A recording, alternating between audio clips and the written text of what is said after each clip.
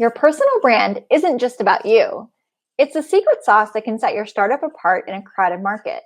In this episode, we're breaking down how to build a powerful personal brand that drives trust, attracts opportunities, and fuels your business success without adding chaos to your already busy life. Welcome to Manage Chaos Podcast, where we give you the startup business rundown in less time than it takes for you to get to work. I'm Katrina Purcell. And I'm Rachel Anderson. And today we're going to talk about why personal branding matters in your startup. I feel like this episode is for me. So we're going to start a level set on personal branding. A lot of leaders, aka Katrina, shirk it off or roll their eyes. So let's start by defining it and helping me to really see the light, Rachel. I know, it's so true. I talk to a lot of leaders that feel the same way, and it can be really uncomfortable to feel like you have to promote yourself, especially when that's not the space you're in. A lot of leaders or CEOs or founders are people who are incredible at a specific thing, had an amazing idea, and sort of ended up as business leaders. And so they aren't necessarily people that search out the limelight. And so how do you kind of shift into this mindset of building a personal brand while still being comfortable? And so let's just talk about some tips and tricks there today. And that's really what my goal is. So take what works for you and shirk off the rest. But we'll definitely start with defining it, as you and I like to do. So first of all, in general, a brand is the thing that you want the public to believe about you, plus the last interaction that they had with you. So what does that mean? It means that, yes, there are certain things that you put into the world that you want people to believe about you or your business. But it's always paired together with the reality of the interaction that they have. And so if you think about some of these great companies like Apple and the Genius Bar, Apple wants you to think everybody's a genius, but people are only going to think that the employees are geniuses if they're able to solve the problem for them. But if they have a terrible experience, then they're going to be like, it's just a bunch of like hoo-ah, right? And the same thing is for brands that have really terrible reputations. There's a very popular internet company that will remain nameless, that everyone, anytime I say it, is always like, they're terrible. But the brand doesn't say that. The brand is like, hey, we can do all these things for you. And so personal branding is exactly the same. It's what you want to put into the public about who you want to be, but it's sort of quote unquote proven by the actual actions that you do. So personal branding is super important because ultimately it's about creating trust with anyone that you come in contact with, especially in this particular instance, clients or prospective clients. Hopefully, it's something that in marketing we call a differentiator. So it's the thing that can set you apart from maybe your competitors, is that you, as part of this business, have an incredible brand of trust or brand of fill in the blank. Or maybe it shows how you're different, which doesn't necessarily mean you're better than the competitor so much as people who want transparency go with this other company, or people who value on-time delivery go with you, or whatever those values are, right?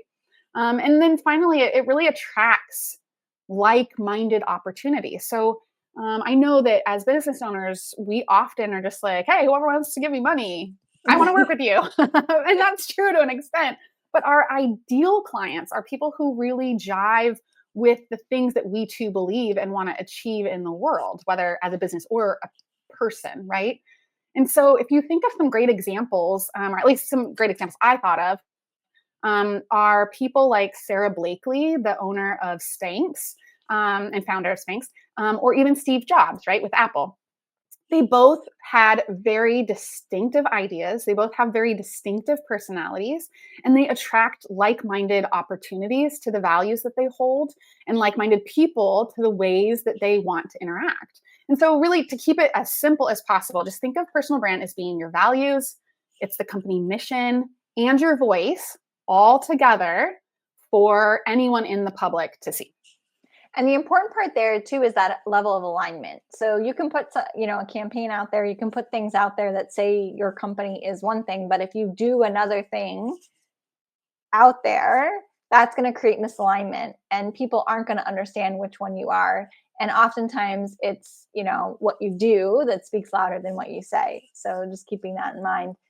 But Mhm. how do I do this? How do I build a personal brand without getting completely overwhelmed at all the different places I have to do it, all the different, channels that I can do it in? Like, how do I do it without feeling that sense of complete chaos and overwhelm?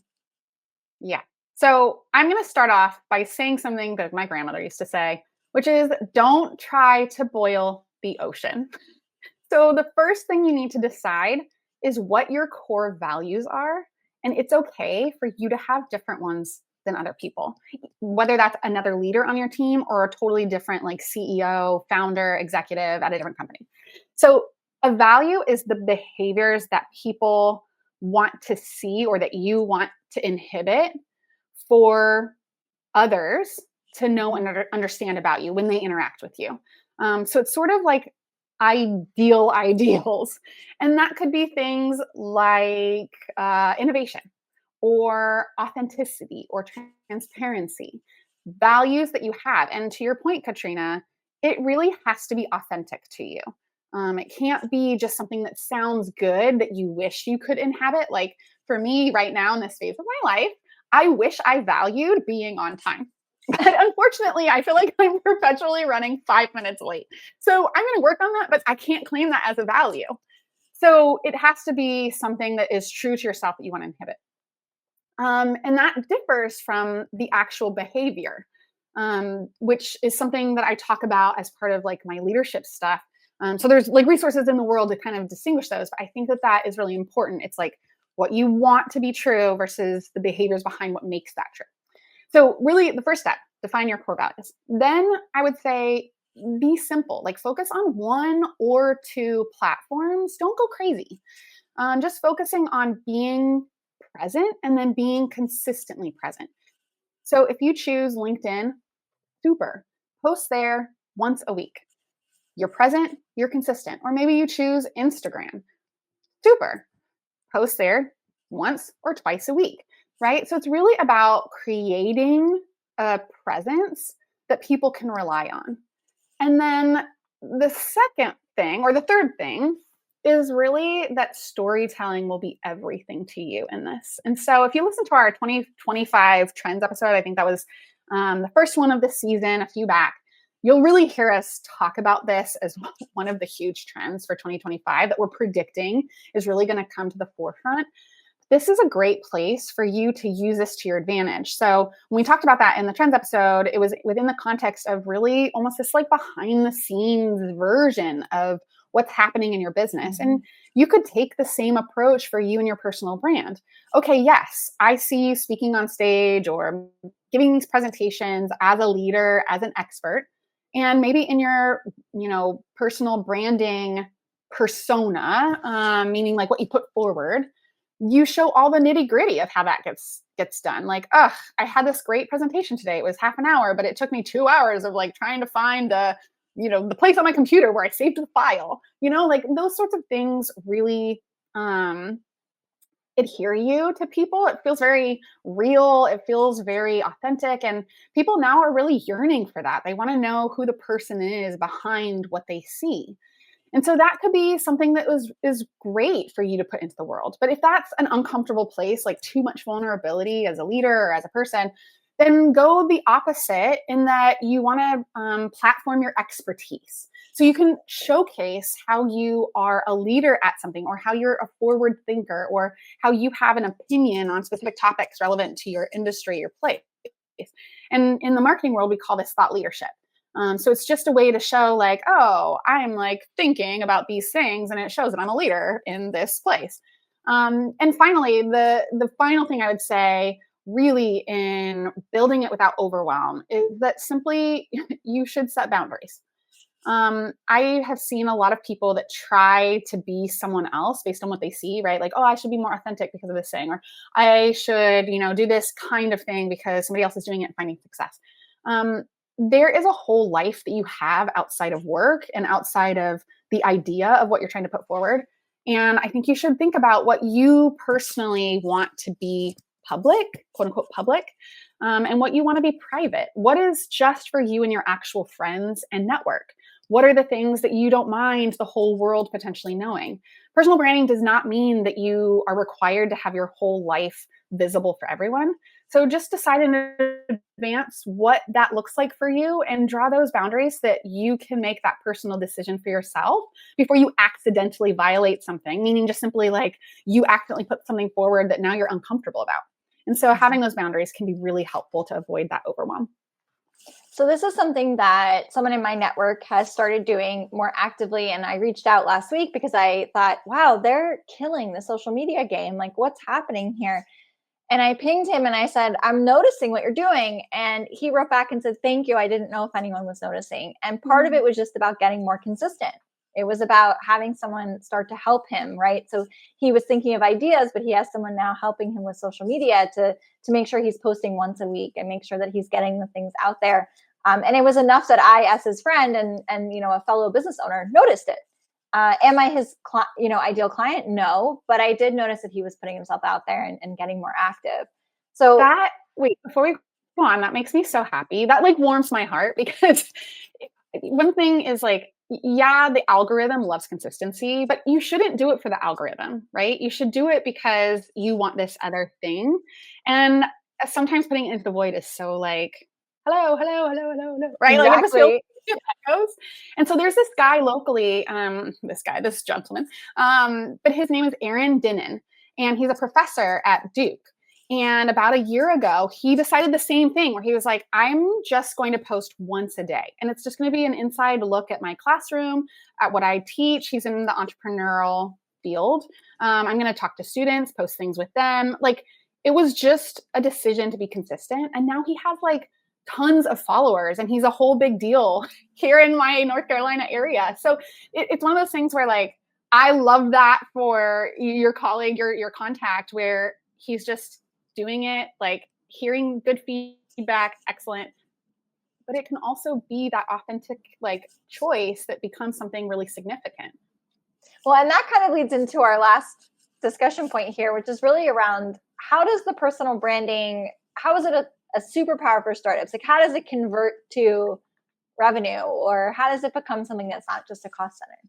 Yeah, this can actually be a real superpower for startups. And I don't think people talk about it enough, especially when you're a younger business. And I'll let you define that however you want. But especially when you're a younger business, leaders tend to be synonymous with your business name. And so even though you're trying to make your business brand separate from your personal brand, you're probably going to be pretty well entwined. And so even though technically you're different, you can leverage that as a powerful tool. And first example is that when you talk to investors, they for sure are looking at you as the same thing.